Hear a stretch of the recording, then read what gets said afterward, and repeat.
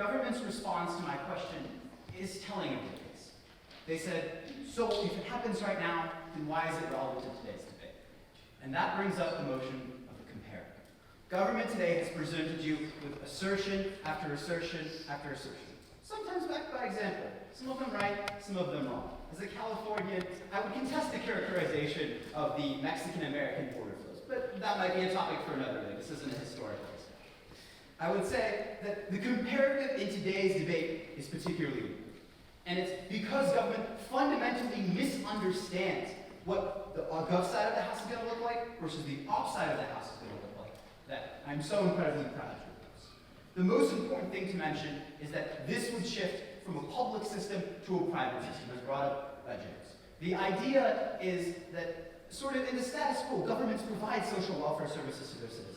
Maybe not for me if I'm an American, but for most of you, I hope you have that luxury. The idea is that in the status quo, governments have an incentive to provide for their people. There are democratic norms, there are voters, and they vocalize their preferences and tell governments who and what they want. But on the other side, on the government side of the house, we have the private support network. This is a network that's particularly evident in countries like the US, and also in certain South Asian countries like Pakistan, and in Central Asian countries like Kazakhstan. The idea is that when individuals leave their home country and go abroad, that is treated as a form of insurance. The one person who leaves transmits private income back. And the problem with transmitting private income back is all of a sudden individuals no longer see governments as guarantors. They see humans not as the ends of the Kantian ideology of the government, but rather they see them as simply a means to economic sustainability. The problem with this is that the argument proposed by government side of the house will only exacerbate these problems.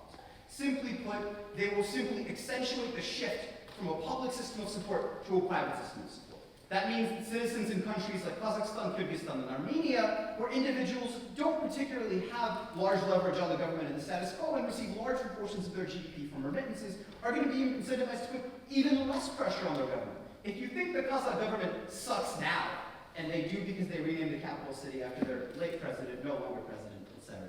No need to get it. The fact of the matter is that it will get even worse on their side of the house, because there simply will be no accountability mechanism. People won't care about what they want from their government, and they will simply treat people as servants. Go ahead. So just on the way up, war of arms is that you protect people's rights to get better economies. Get of arms is maybe a capital city as renamed. I mean, that's hardly the comparative in today's debate. If you were listening to my mechanism at all, I'm happy to restate it if you want. The idea is simply that people have a trade-off. They can either ask their government or they can either ask their children. Your side of the house, they would increasingly ask their children because they have less incentive to ask their government. And that brings me into a litany of points. I had a plan, but like the US 2016 election, it's gone far off the rails. Now, I'm going to go, the second thing that I want to talk about is who is going to move to these countries. Now, they seem to talk a lot about low-income workers, about how they're going to increase scale and sort of factors. But frankly, it costs a lot to move. As somebody whose family moved from the former Soviet Union, where the ruble was worth nothing in 1991, to the United States, frankly, it does take means. Not everybody's grandpa can steal a bomber jet and defect to Moscow. That's something that is exclusively reserved to the upper classes and the middle class. The fact of the matter is that we won't be attaining many of these benefits that they champion on government side of the house, because instead what we're going to have is we're going to have only the most successful, the ones with means, the ones who are most likely, most able, and most willing to get out, leave at the expense of those who frankly can't afford to even get here. The fact of the matter, I'm not really going to have time. The fact of the matter is that what they champion on their side of the house is simply illusion. Now, the next thing that they talk about is how simply they talk about like consumption. Consumption is going to increase, it's going to increase GDP, it's going to increase the tax base, that's going to increase everything. But again, the comparative is simple. For one thing, there is an equity efficiency trade-off. GDP is not simply the only way that you can measure success. There are other factors like the Gini coefficient, which the US is particularly bad at as well. But in addition, the problem is that if an individual spends $1 in the UK, they won't be able to spend it in their home country. That means when individuals leave, they're going to inject less and less and less and less and less money back into their home economy. And it's going to lead into the downward spiral that James talked about, because there are going to be markets and competition. It's going to be a race to the bottom. It's going to be something that we've seen throughout through the global south. The fact that countries consistently decrease their regulations to become more competitive at the expense of the rights of their citizens simply to attract more investment. And while we're on the subject of these countries, they're going to be hurt no matter what. Because if the rich people leave, and the people with wealth and means and influence leave and go to schools in the United Kingdom and in the United States, and maybe even in South Africa, the idea is that they're not going to have the skilled personnel that they need in order to diversify their economic risk. On the other hand, if we were to buy government's argument that poor individuals will leave, then governments lose their competitive advantage because, frankly, the only thing encouraging multinational investment in a lot of these nations is the fact that there are mechanisms by which they can retain their investment, i.e. potentially, particularly manufacturing. And if you have less workers, because those workers are increasingly coming to the UK, multinational corporations are not going to suddenly start manufacturing in the UK because the minimum wage exists and labor regulations exist. But it's going to undercut the few countries that still have that going for them and only further hamper their ability to get better. Now, the next thing that they talk about is why are more people going to move on their side of the house rather than that side of the house? Now, I think this is a question that they themselves should answer, given that they don't attain any of their benefits if it doesn't happen. But secondarily, the fact that it's simply the illegal versus legal question. I come from the United States. I'm 20 years old and I can't drink. But as far as I know, that hasn't really stopped anybody in the United States. But the comparative is that if drinking was legalized at the age of 18, more people would drink. The comparative is always that in the status quo, there is some downward factor, whether it be in legalization of alcohol, whether it be in the legalization of cannabis in California, where consumption skyrocketed. It's not that no one smoked weed before. People smoked more after they're not going to be thrown in jail or have existing stigma and problems associated with it.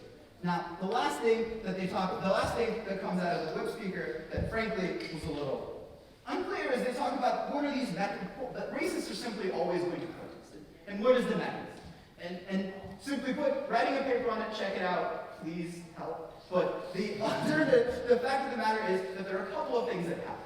First of all, there is decreased faith in institutions because national sovereignty is the clear voting issue. If you're a U.S. politician, if you're a UA politician, national sovereignty is the single greatest mobilizing factor. People voted for Donald Trump, people voted for Boris Johnson, people voted for Brexit because they thought that their national sovereignty was at stake. And when a country loses access to controlling its own borders, as a muted version of the UK and the EU kind of showed, they are most likely to trust government institutions to do what they think is right.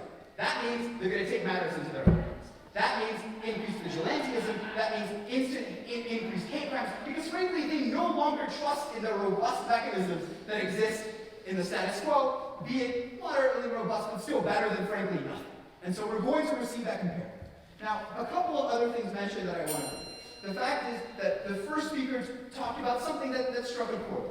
And they said that, simply put, people are, if the market will regulate itself, that if cities are already shit, people aren't going to move towards them.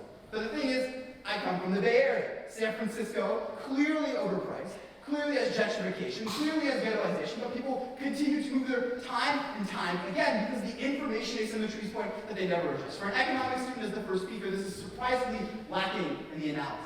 The fact of the matter is that people don't necessarily have access to information. If you're coming from Eritrea and trying to come to the United Kingdom, then you simply won't have access to television and radio because the government has one of the most intense surveillance states that exist. If you're a Uyghur in China, you're not going to have access to information. You're not going to be able to figure out where it's better for you to go and where it's not better to go. And people are fundamentally constrained by the lack of information because there is not going to be a democratization of the media. That's not something that they talk about on their side of the house.